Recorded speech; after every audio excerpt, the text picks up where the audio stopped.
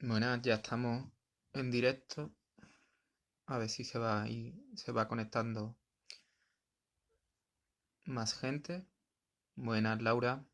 ¿Qué tal?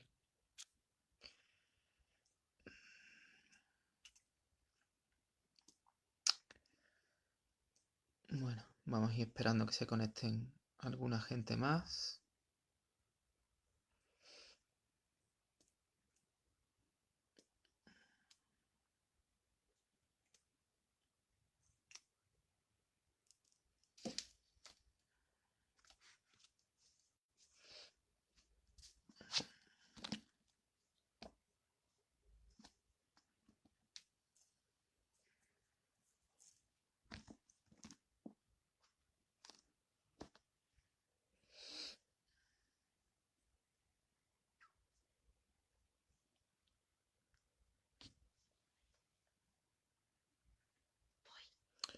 Pues no mal.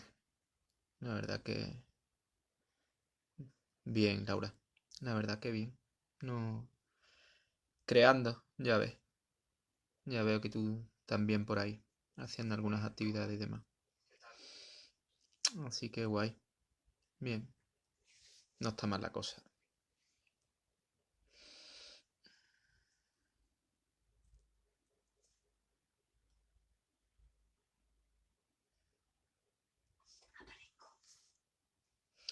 Veo que también se ha unido Eva. Vale.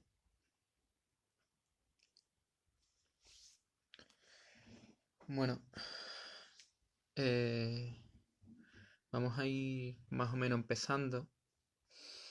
Deciros que hoy estamos para hablar de los testamentos, que es como la continuación del cuento de la criada, que es una distopía. El otro día hablamos de los tiempos del odio, que se puede considerar o es considerada por algunos una distopía. Esto también digamos que es una especie de distopía más basada en la realidad, con, con unos puntos más realistas o que pudiéramos ver más cercanos a nosotros. Veo aquí a Eva, como decía, más cercanos a nosotros. Si el, si el primer libro era de 1985, eh, los cuentos de la criada han tenido que pasar más de, pues, 2020, cerca de 40 años para que haga esta segunda parte. Digamos que se ha visto un poco obligada por lo que ha supuesto por lo que ha supuesto la serie y todo lo que ha movido y la cantidad de seguidores que ha tenido. Como decía, es un libro de 1985, El cuento de la criada, y que actual, ¿no? Que actual. Este libro, que se puede, Los Testamentos, que es del año pasado, que se puede leer sin haber tenido que leer el primer libro de El cuento de la criada, es es un libro que viene a describir una sociedad que, como os decía al principio, está más cercana de lo que pudiéramos esperar, ¿no? Es una sociedad dividida por clases, una sociedad donde el miedo tiene un papel muy importante eh, y es relevante. Una sociedad donde esas clases sociales están muy divididas y el hecho de tener un niño tiene mucho de importante, tiene un papel muy importante. Es una sociedad donde no pueden o no o se ha dejado de tener hijos con lo cual se recurre pues a santorales, por decirlo de alguna manera, o actuaciones muy estructuradas para que esa nueva generación venga, ¿no? Para que esa nueva generación inunde el mundo. Veo que se va conectando ya más gente. Como decía, esas clases sociales también divididas, digamos que tienen como varios tipos, ¿no?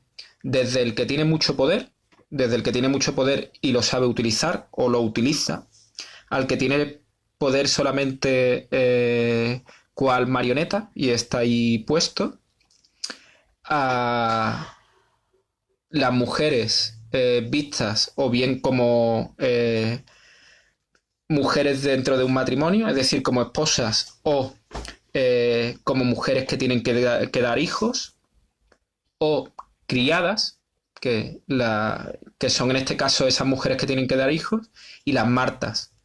Las martas son criadas, amas de casa, por decirlo así, eh, que no dan hijos, pero que están sumisas dentro de la casa, ¿no? Y por otra parte están las tías. Las tías que, si en el cuento de la criada se veía su papel, en este se ve mucho más su papel reflejada en un personaje que es tía Lidia. Y entramos en los personajes. Con lo cual, por esa parte, tía Lidia, que es una de las narradoras, hay como 3 narradoras dentro de la novela, que por cierto está muy bien estructurada, que es muy decimonónica a la hora de definir todo lo que está pasando, de una estructura muy clara, una estructura de novela muy clara.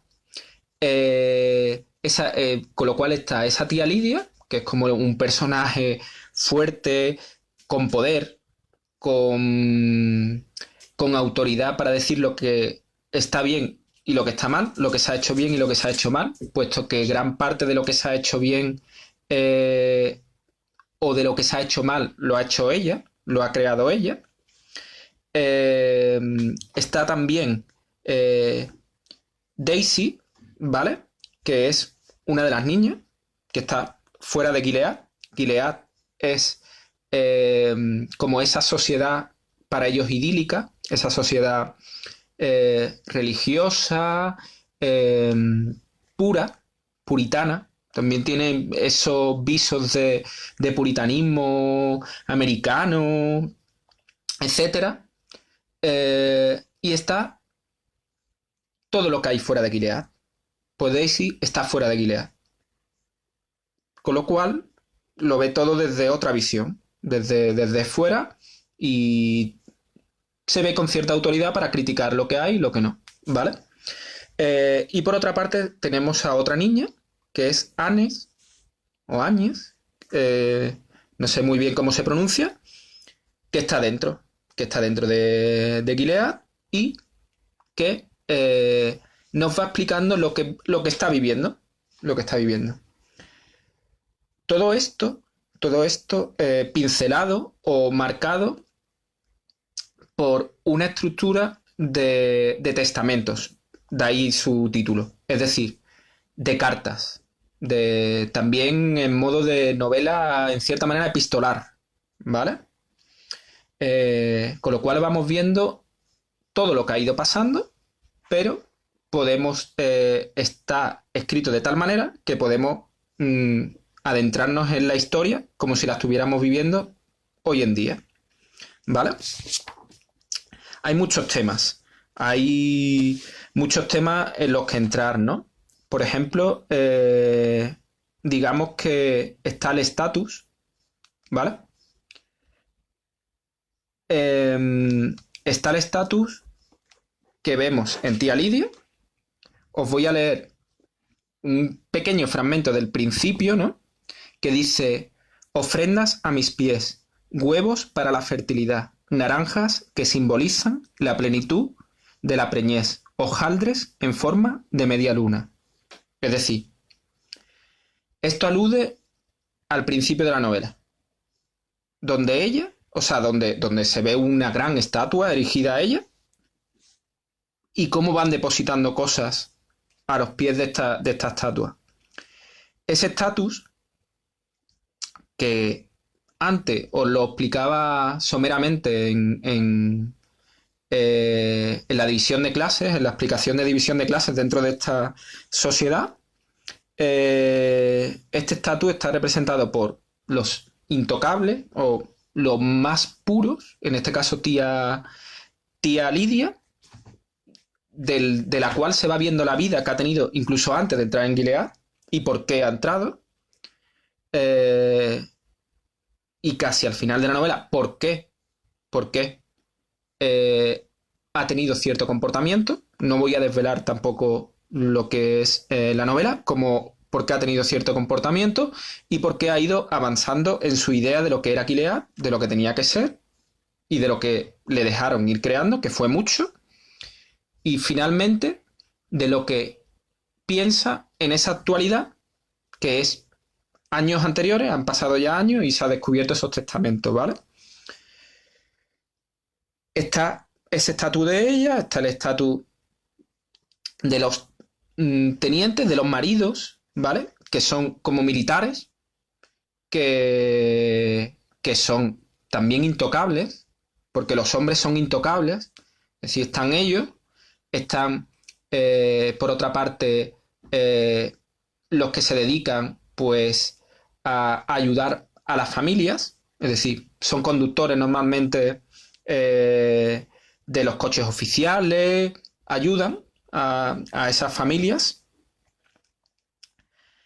y ellos, como decimos, son intocables, se encargan, o sea, pueden tener relaciones, en este caso tienen relaciones con las criadas, porque las mujeres no pueden tener hijos,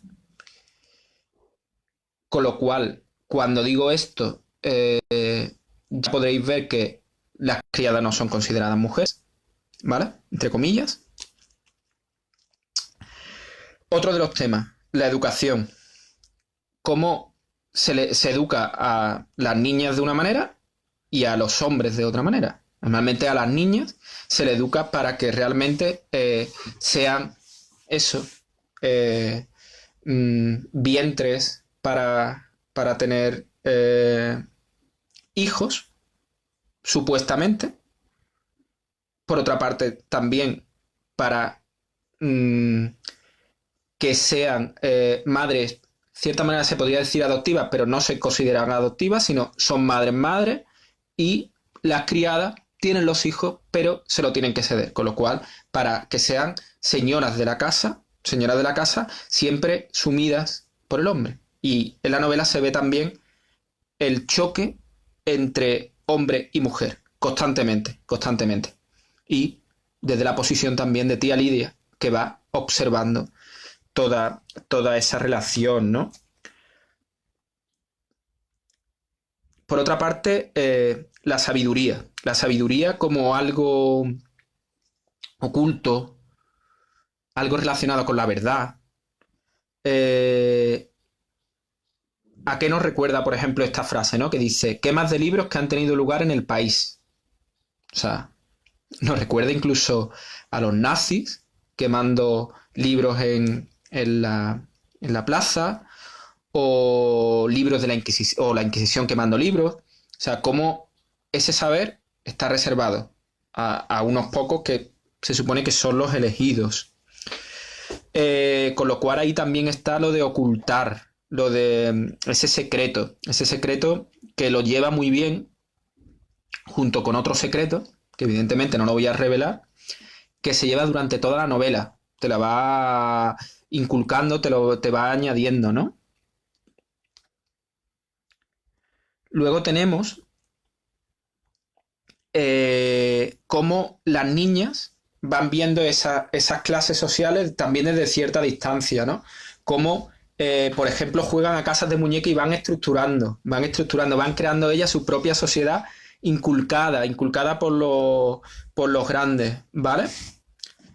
eh,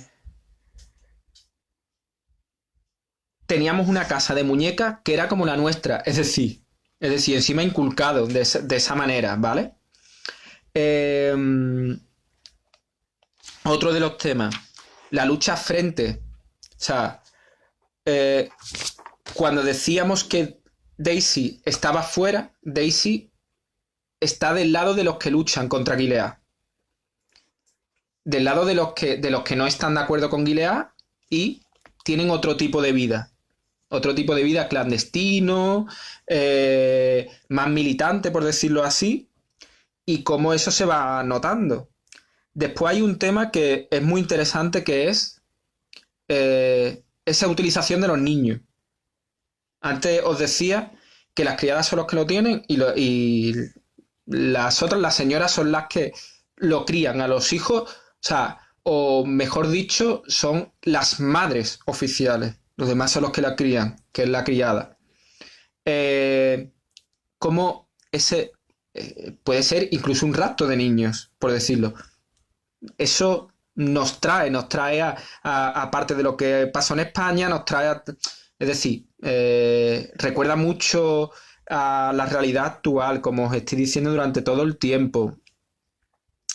Otro de los temas, eh, la condena, es decir, la religión como una condena, la religión como algo impuesto, como algo a lo que hay que dar las gracias, no como algo que te ayuda, algo que te sirve, no, sino algo como impuesto, algo que lo tienes encima y por lo que te tienes que guiar.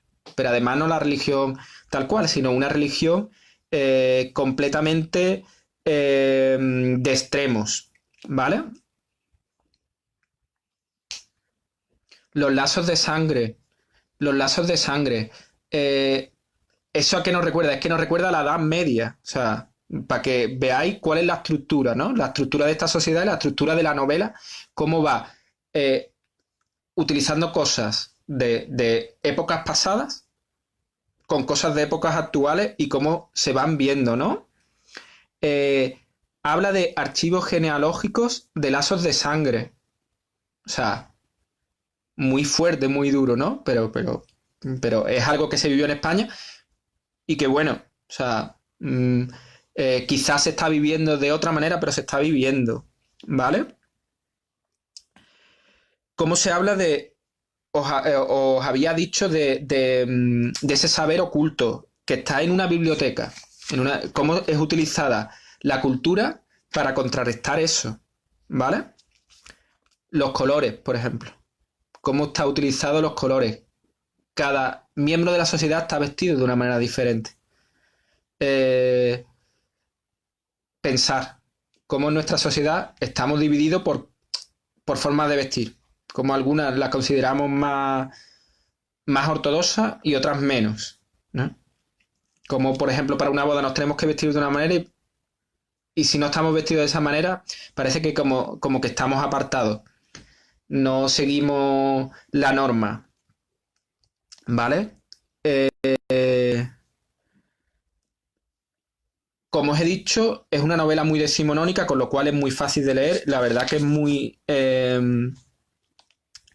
muy amena o te hace estar enganchado todo el tiempo y está escrita magistralmente, ¿vale?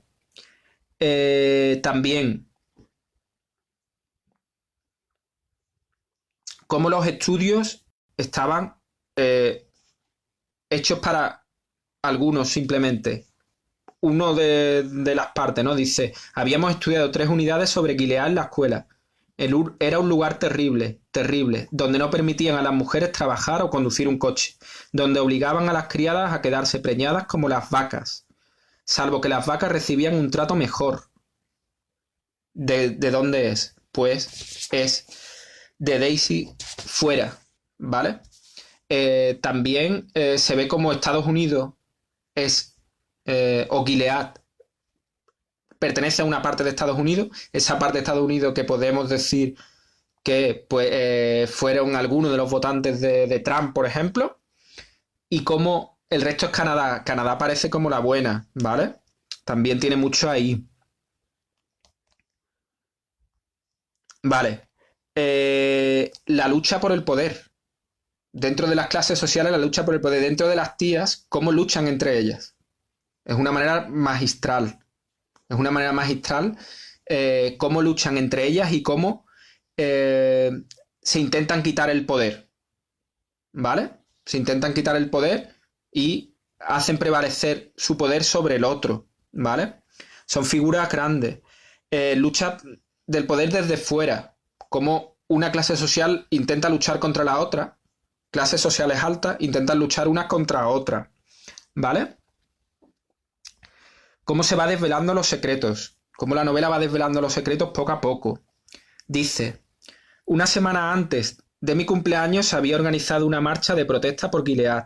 Grabaciones de una nueva tanda de ejecuciones se habían filtrado clandestinamente y se habían emitido en las noticias. Mujeres ahorcadas por herejía y apostasía. Es decir, la mujer es la que es condenada, la que es ejecutada. Podemos pensar en países en los que siguen siendo lapidadas, siguen siendo ejecutadas. Aquí se ve muy claramente. Esto es un momento importante.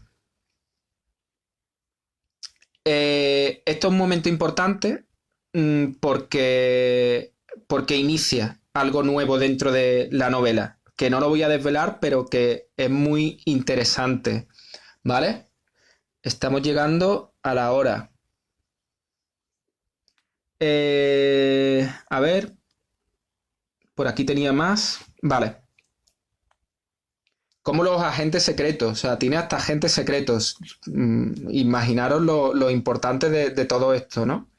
Nuestros agentes en Canadá como buena, han conseguido identificar a dos miembros más activos de Mayday. Mayday es como el grupo que está dentro y fuera, el grupo clandestino que logra hablar de Gilead y decir todas las verdades, ¿vale? Un poco eso es toda la novela a grosso modo, ¿vale? Como os he dicho,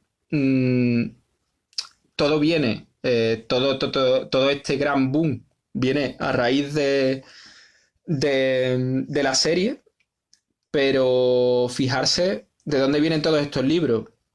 Anteriormente, bueno, en el que está basado Gran Hermano,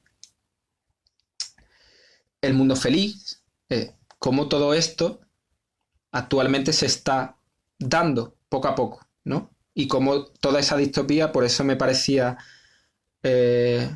guay, importante hablar de esto hoy, de este libro y de distopía y cómo hablé de los tiempos del odio en la primera, cómo nos está llegando, ¿no? Es muy importante la literatura para llegar a comprender ciertas cosas que no se deben repetir. Margaret Atwood es verdad que es una escritora canadiense, de ahí también que Canadá aparezca siempre como la buena, ¿no? Esa lucha entre Canadá y Estados Unidos. Es una autora muy prolífica, mucho. Para algunos debería o ha sido propuesta para el Nobel de Literatura. Como decía, tiene una manera de escribir muy... yo diría más inglesa que norteamericana o canadiense, pero tiene una manera de escribir muy decimonónica, como he repetido varias veces. La estructura está muy bien hecha. Es una estructura de principio, desarrollo y fin, donde tú lo estás viendo todo. Aquí magistralmente lo hace dividido en tres historias y cómo se van entrelazando poco a poco, lo cual es complicado para un escritor, ¿vale? Bueno, pues vamos a ir acabando. Si tenéis alguna pregunta me la podéis hacer tanto por Instagram como por Facebook ahora mismo. Me podéis hacer algún comentario o alguna cosa que queráis saber. También, aunque lo pongamos por las redes, pero que nos propongáis un libro para el martes que viene, para la semana que viene, y charlaremos sobre él. Entonces son pequeñas pinceladas que hemos pensado dar desde la Dáquira para que la gente se anime a leer estas novelas. Pero igual puede aparecer otra novela que no recordemos o que nos parezca interesante, y que no la hayáis recordado vosotros, ¿vale? Así que, bueno, pues si no hacéis ninguna pregunta y demás, pues sin más, deciros adiós hasta el martes que viene y muchas gracias por habernos acompañado.